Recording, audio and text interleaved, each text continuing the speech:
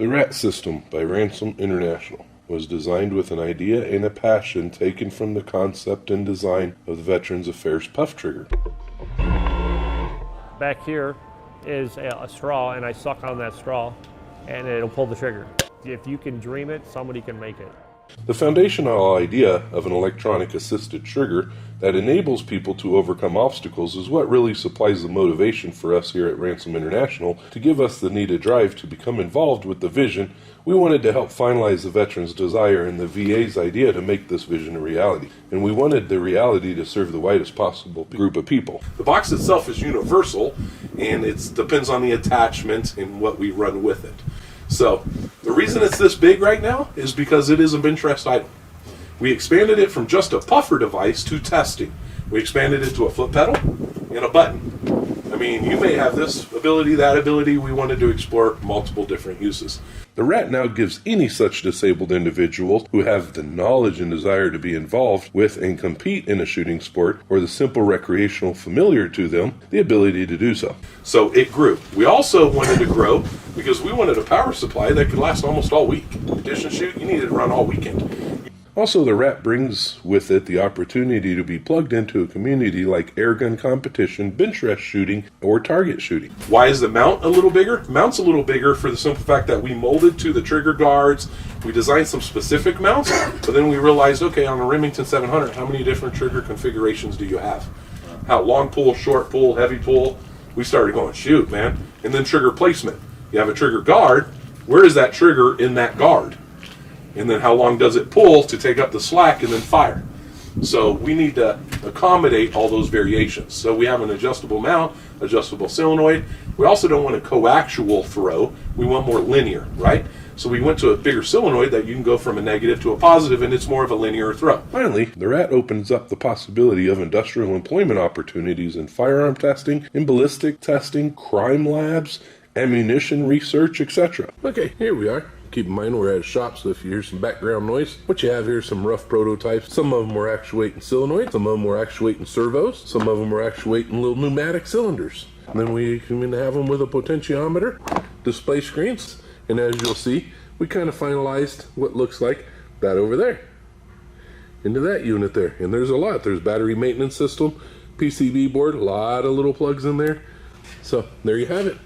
Here's a bunch of little adapters we're going to have for you. We're going to show you how all these adapters go on guns. There is just a plethora of adapters and a lot of adapters that's going to come along for all the various guns, rifles, weapons you may have. AR-10s, AR-15s. We're going to go through all these little mounts. What's up with these, with the grooves in them, if you'll see that. Yeah, they have some nice grooves. You're going to see the uprights tapped on the bottom. So a couple motor mounts.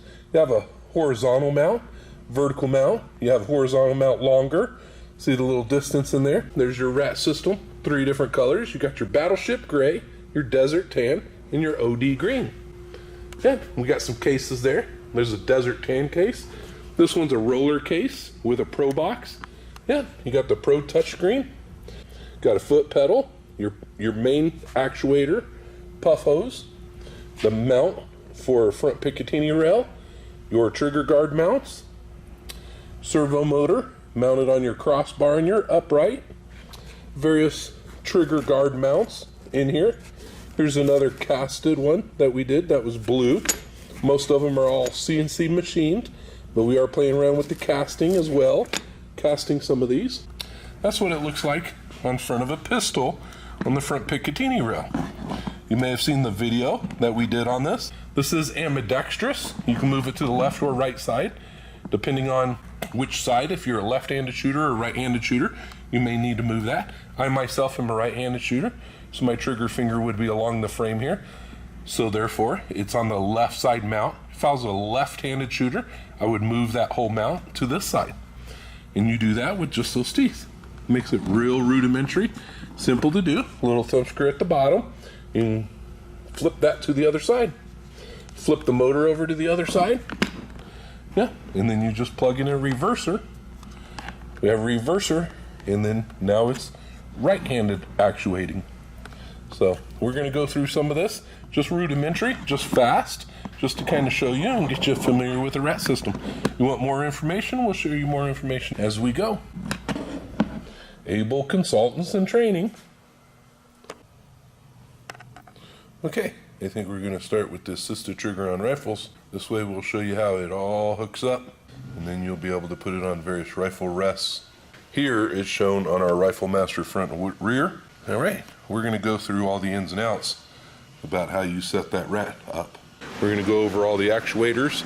Here comes stock with the puff trigger actuator, and you just actually push this in to release that, and you just slide this in. And you just push the ring and pull it, and so the hose is replaceable. You got a micro filter in there to collect all your moisture. Now's a good time to mention the foot pedal and the push button actuator. We'll probably show more of the push button actuator today, but you easily can hook up the foot pedal too. Currently, they plug right in to the port plug on here. If you got one of the early models of the R.A.T system, Ransom Assisted Trigger, it may show an auxiliary, but it should be labeled power puff pot port pew pew pew. Early models, prototype models, this one was labeled auxiliary. This one's a shop model, and I think I only have maybe one or two out there that's labeled auxiliary. So if you have an auxiliary model, you know you have a rare one. So there you have it.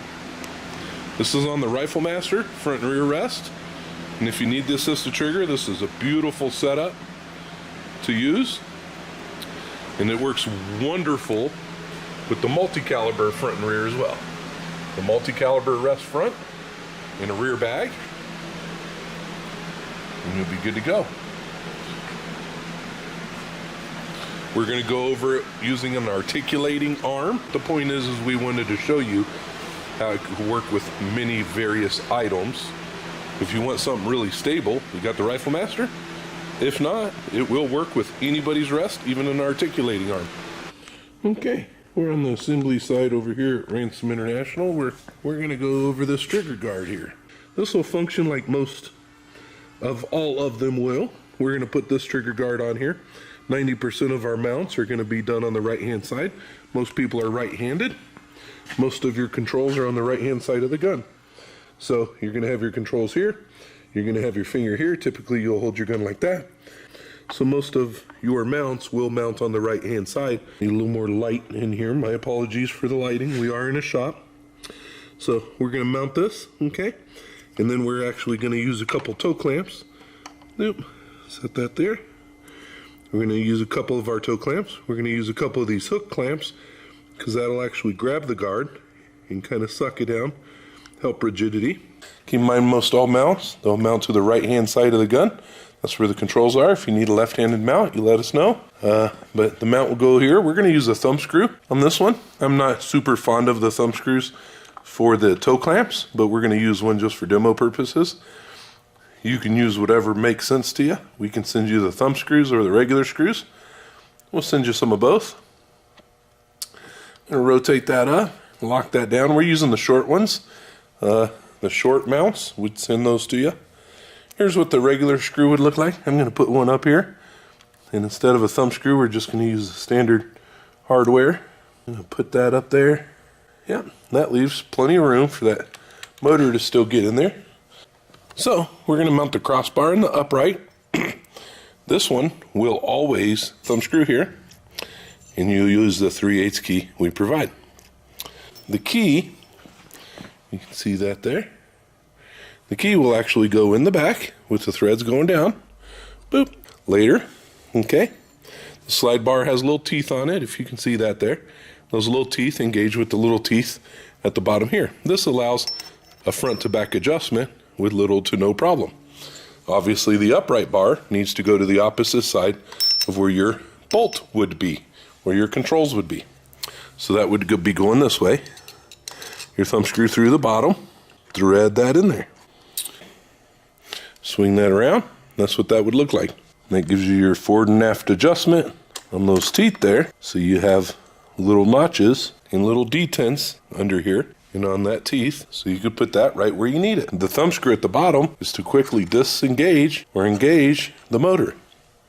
And you can see that, and that keeps it aligned right in that spot.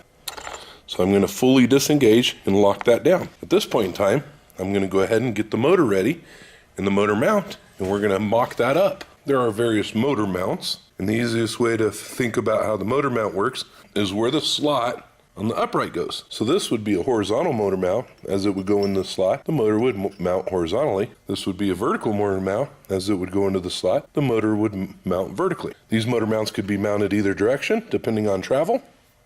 So you can mount them this way, or you can mount them this way. It clearly depends on your clearance and travel. And same here, you can either mount it this way where it's a drop down, or this way where it's a up. So that would go up here to there and give you lots of adjustability, or you can flip it around and drop there to there. All these motor mounts are completely universal. All the uprights and crossbars are universal. All the trigger guard mounts are somewhat specific, okay? But we're going to use a vertical motor mount today. When the motors get mounted on there, this is what that would look like. That would be a vertical one. The motor's mounted vertically, travels in the slot, and it can mount either way. You just have to reverse the motor. There you go. That would be a horizontal one, up and down, and it can mount either way. You just have to reverse the motor. The mount can be on top, or the mount can be on bottom. We're going to use the vertical mount. Using this mount will give you plenty of adjustment up to down, and plenty of adjustment left to right. Once you have decided if you want that rail on the front side or the back side of the guard, and you want to decide to put your motor mount on this side of the guard or that side of the guard, and some limitations may apply on your particular setup here. In your box when you get your product, unless we decided to mount it for you, you'll have your motor, you're going to have the horn, and you're going to have the screw for the horn too. You have plugged in your servo motor to your R.A.T system. So it orientated this to 0, and now this has been zeroed. You're going to hold it up here and decide if you want the spindle on the low side of the trigger guard or the upper side of the trigger guard. And once you've decided that, you will decide where you want your motor mount. You want to mount it this way or this way. Some limitations may apply in your setup. Knowing that you plug this into the R.A.T system and you have turned it on for the first time, so that spindle has orientated to wherever the 0 position is, and I've moved my potentiometer to about relative center of the potentiometer adjustment, so my 0 position is about center of that travel. I can put this up here, and I can put this horn up here, and with good faith, have an idea where this may slide onto the spline. And that allows me to visualize where it may fit. And if I bring it up, you can see I don't have no more adjustment going down. That's where it bottoms out. That may or may not pull that trigger in the position I want it to. And if I flip this around, but let's flip this around. I flip the horn to the top side, knowing we're still on 0 of the spline. Hold the motor mount where I want it to be, and visually mock up how I want that trigger pulled. Now that looks like it gives me plenty of adjustability where I want it to be. And that allows me to put my trigger finger right in there, and it'll pull that trigger. Once again, giving me plenty of adjustment, front to back, back to front, up and down. So for this particular application, I want the anvil towards the bottom, the notch up towards the top, and that'll give me plenty of travel to pull that trigger. So I'm going to go ahead and bolt that motor mount in that location. That looks good. This goes down here at Compass Training Center.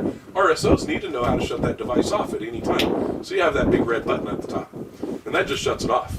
And so as somebody who may need the device, you may need a shooting buddy to help attach the device for you. If you're missing part of an arm or hand, you may need somebody to help attach this device for you. But they need to know how to use it too. And simple enough, off and on. You have the initial on button on the side, which actually lights up, and that just powers up our battery maintenance system. It's not until this is released in the arrow direction and it pops up that the unit actually comes alive. And this way, an RSO at any time can come over, hit that thing, that motor's dead. It has a quick disconnect at the bottom of the servo that you actually remove the thumb screw and you can slide the trigger out, your trigger finger now away from the gun.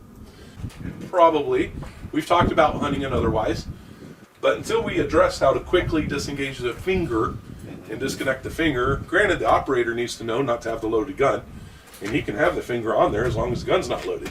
It's not until you can, but if you're needing the device, you may not be able to rack it or otherwise. So there's some things we got to watch for right now. And so right now, it's bench rest shooting, target shooting, getting disabled plugged in, getting them into a community like what you guys are spearheading right now. You know. So big red button turns everything off. How do we turn everything back on? Just on the toggle switch again? If the light is on, you just release the big red button, power is resupplied. Okay, that's it. Okay. Yep, that's it. Off, power is resupplied. At any point you want to shut the power completely down, you double tap the button, it'll shut the power off. Typically after I've mounted the motor to the motor mount with the spindle positioned where I want it, and I put the horn on there before I put the screw and everything on the horn to get it positioned, I like to turn it on and make sure it's orientated right. So you plug the white to the white and you turn it on. Push the button, rotate that, and that brought that to 0 position. Because we've already turned this on for the first time, it did not move for us. But if I kill this, if I turn that off, and this was rotated, and it had not turned on for the first time, the minute this turns on, release the e-stop, that will orientate to a 0 position. So this is very important that you do this on the table. You do not want this in front of your gun or attached to your gun when you turn it on for the first time. It will orientate for you. So I orientate it. I envision where it would mount to my gun. Envision the direction of pull. Pushing the button, you can clearly see it goes the direction we need it to. Now's a good time to mention how you would want to orientate that horn. Most all situations, this will come mounted, ready to go in this configuration. But if it don't, or if you need to move it for a different configuration, think of 45-degree sections. You're always going to work in a 45-degree section here, depending on where you put that horn. So if I unmount it and put it over here, it'll work in that 45-degree section. Those are the sections you want it to work on. And you can see I can move it one more tooth. Just another tooth, put it back on. There you go. In this situation, we want rotated this way, in this general vicinity here. And we may move it one tooth. You do this mock-up outside your trigger guard and gun, and then you can put it right next to the gun and look at your rotation as well. Keep in mind you have a potentiometer on the side here that is fully adjustable, and as you turn that potentiometer, it will adjust where your 0 position is. I find about a middle of the row, see there's your full travel, I back her off a little bit, and that's where I'll put the horn. I'll put her about there. I like that position. We're going to mock it up there. You can actually put your trigger finger and shoe on there, on the horn. At this point, lock her down. You got the roller for the trigger. We're going to mock that right on in there. We're going to put our thumb screw on the back side to hold it. Typically you can do this on a bench, on the mount, whatever works for you. It's highly recommended you mock this up completely, disengage this so the finger is not actually in the trigger guard, not actually touching the trigger. And then with the thumb screw underneath, you can quickly slide it in or disengage it and slide it out.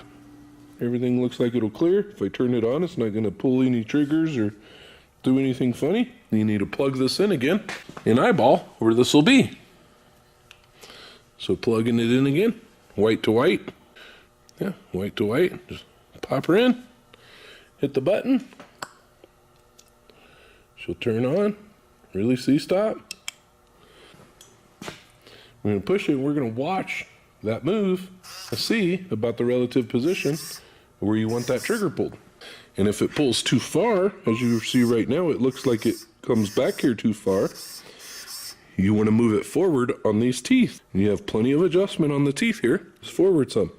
Or your other option would be move the horn rotation. So unmounting the horn, you can move it forward, swing it back around, eyeball that rotation again, and as you see, it's not as far. It's Still seems excessive, but from here, I can see it's not even actually touching my finger here. And we verified the chamber's empty. We've stuck our pinky in it. We're going to drop her down. We're going to actually pull the trigger and see how far of a travel it goes, and then verify how far that goes so we do not over pull the trigger. Once we eyeballed where we want that motor rotation to be, and where we want that horn to be at, we can actually unmount the motor from our upright.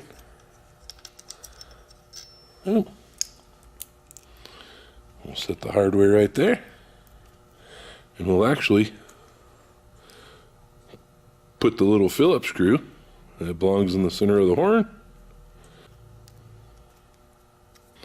and we can tighten up the 2 Allens. Make sure not to over tighten these.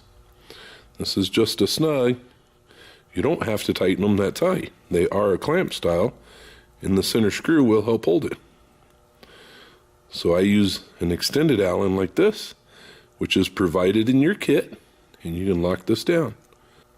Once that's achieved, you can actually remount this, and it is highly suggested when you pull the trigger for the first time, be a little shy. So I'm going to push this forward. I'm going to push it forward a click. I'm going to disengage it all the way and lock it down. This way, when I turn it back on, I'm going to release the e-stop and verify travel. I won't be at full trigger pull. We can see at this point, because I've moved the horn forward, I may need to move the potentiometer a little bit. Using a blade screwdriver or your pocket knife, putting it in the potentiometer slot, you can move where your 0 position is. So I'm going to move my 0 position just in front of the trigger, about right there. You can see how I've eyeballed my 0 position in front of the trigger. I've disengaged this. If I turn this little red screw down here, I can actually slide it across those teeth and re-engage it right inside that trigger guard, in front of that trigger, in front of that safety there. I'm going to go ahead and verify an unloaded gun again. An empty chamber, sticking my finger in there. Then I'm going to verify if it will actually pull the trigger all the way. There you have it. The mount is designed to flex just a little bit, but if you see it flexing too much, you may need to move forward a tooth. In this demonstration, you can see how this is completely adjustable for your needs. The main trigger source is a puff trigger, but in this demo, we showed it with the button trigger. But you can also connect the puff trigger right here and have the puff hose. There you have it. Typically, if you need a system like this, you have a shooting buddy to help you mount it up. Some like the foot pedal. Some prefer the puff trigger. E-stop to turn it off. Double tap to shut her down. When dealing with firearms, you always make sure you use the best care and attention.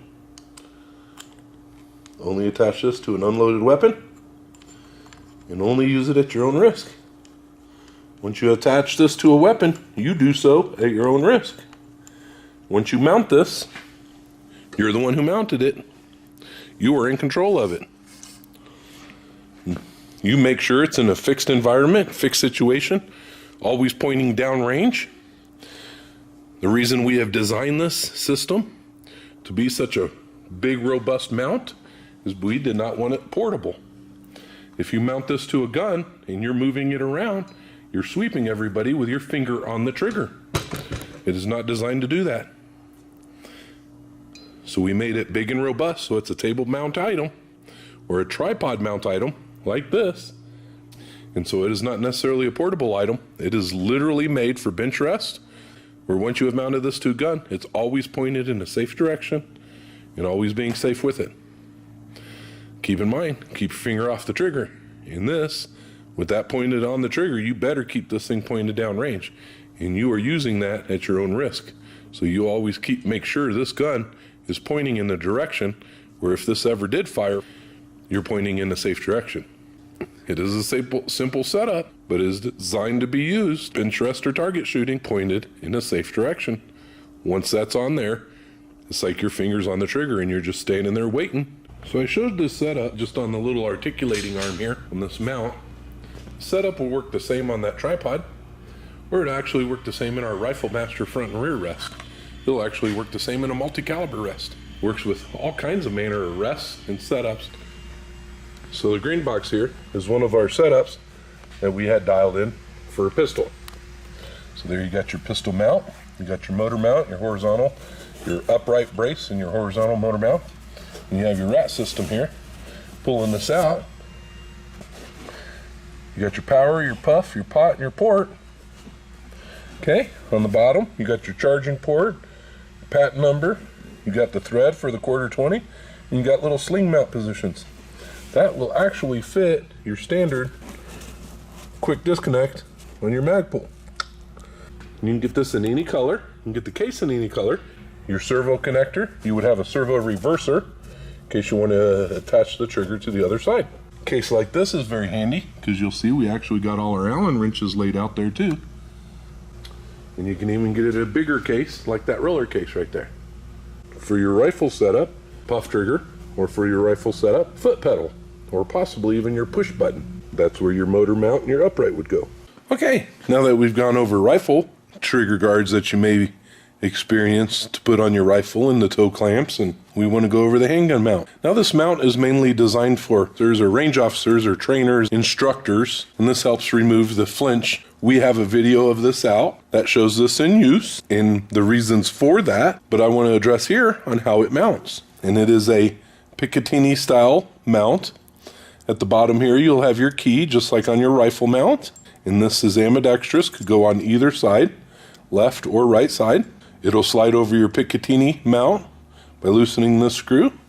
Then you get a slide crossbar adjuster, which is your bottom crossbar adjuster, an upright,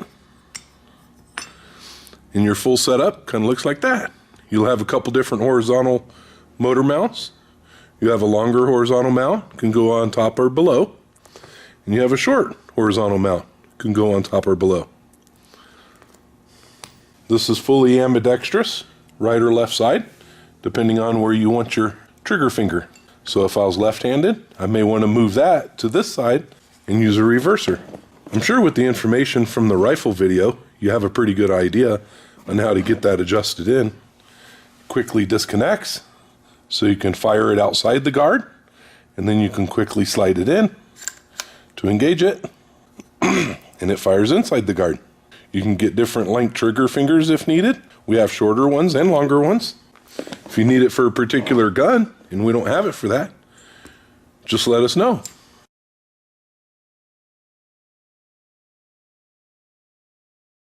Each unit has a sling mount for quick connect, so it can just mount and dangle.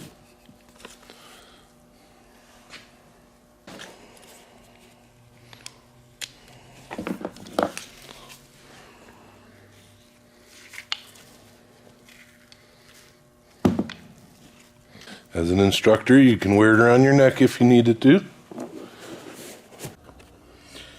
So we're going to make this pretty quick, discussing the Mega 2 mount. So the Mega 2 mount's pretty easy to work.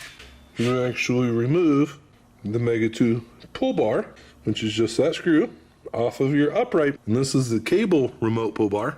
So when you pull the cable, this actually pulls the trigger. You would remove that from the screw, and you'd mount on the Mega 2 mount. And then you have your Mega 2 crossbar, which quickly disengages or engages your trigger from the gun.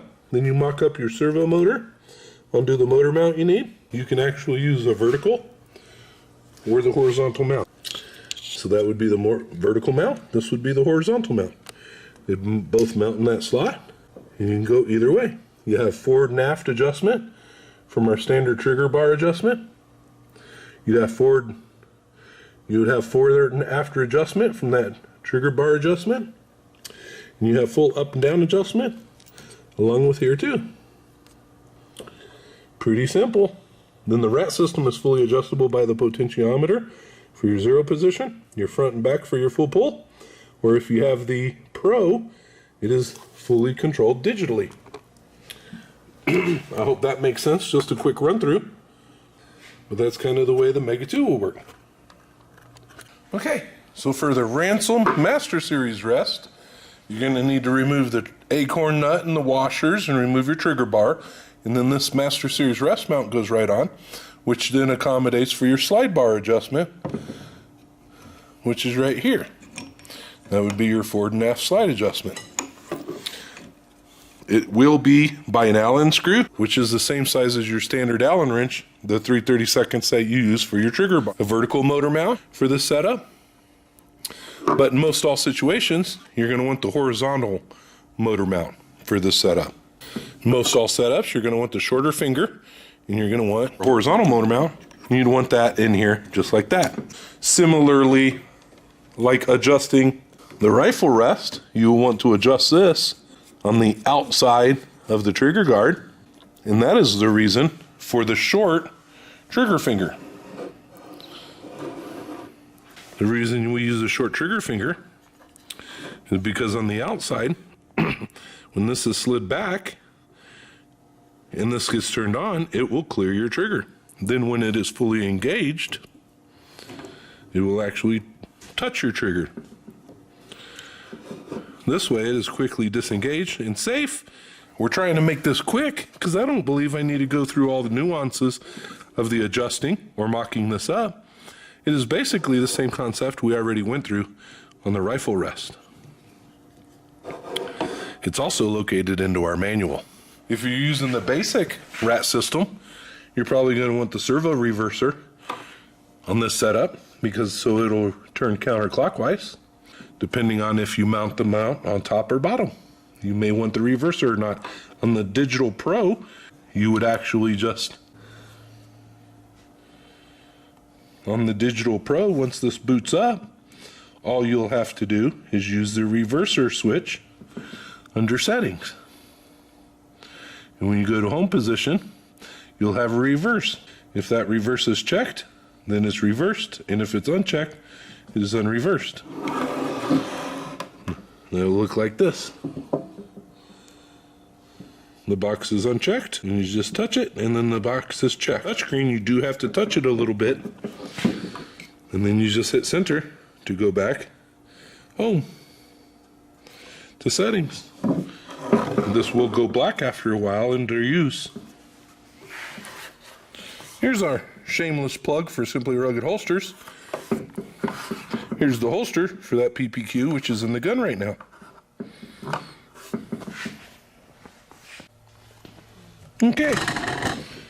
Okay, so we're now plugged into the R.A.T system, and if you're not using it for a little while, it will go black, so you just touch it, and the screen will come on. Enter into settings. You can actually set your zero position.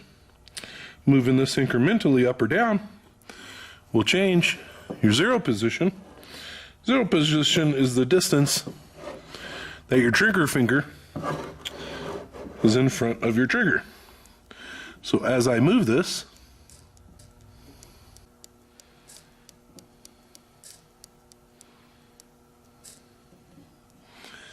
you can move that up or down to get that right in front of the trigger where you like it.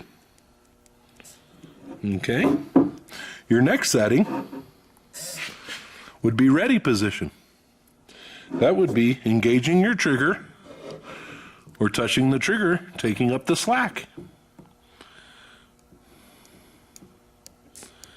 So we'll back that off to right there where it touches the trigger. The next is how long does it want to dwell at that position and stay ready. And then the last one will be full trigger pull.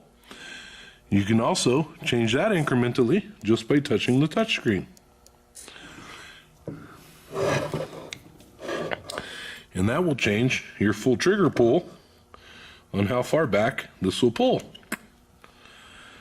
Hitting the center will take you back to home.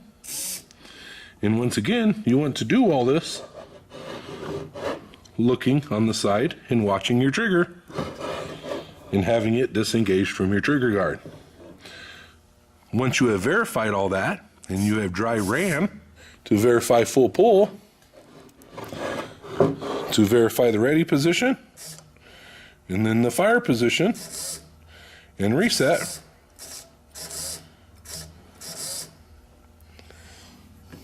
Then you can engage it and try a dry fire. Verifying an empty gun, you can engage this. We're going to register this one time. It'll go to the ready position, register it again. It'll pull the trigger and reset. Pressing it one time, it'll go to ready position where it's touching the trigger. Press it again.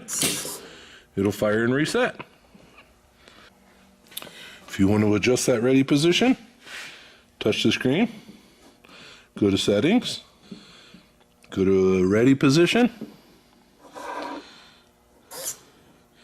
and you can increase that, then exit out.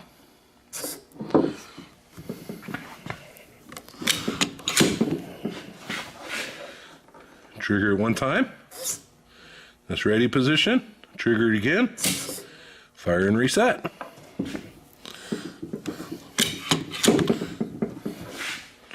Trigger it one time, that's ready position, trigger it again. That'll work the same for a rifle. So that's how you work the Pro device for your rifle or your handgun. So this will obviously work with our Pro or the basic, but we wanted to show you the neat features, neat feature difference between the Pro or the basic.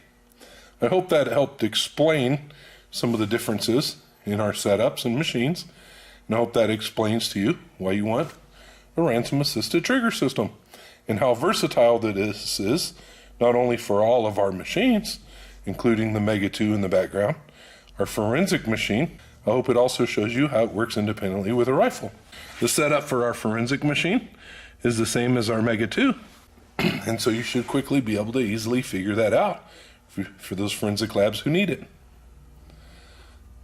I hope this helped explain all the pluses and the reason you need a R.A.T Ransom Assisted Trigger System. We even have trigger mounts for crossbows, rifles, or otherwise. If we don't have the mount you need, contact us. We probably do. If it's not listed on our website, just contact us. We probably have the mount you need. You'll be seeing us use our assisted trigger system for our upcoming tests on the Master Series R.A.T. You'll see us use our trigger system on the upcoming tests for the rifle Mega 2 as well. And you'll be seeing our use our trigger system for most all upcoming events we're doing. I hope this interests you on why you need a R.A.T basic system. Your setup for the forensic machine will be just like for the Mega 2 system. Thanks for watching.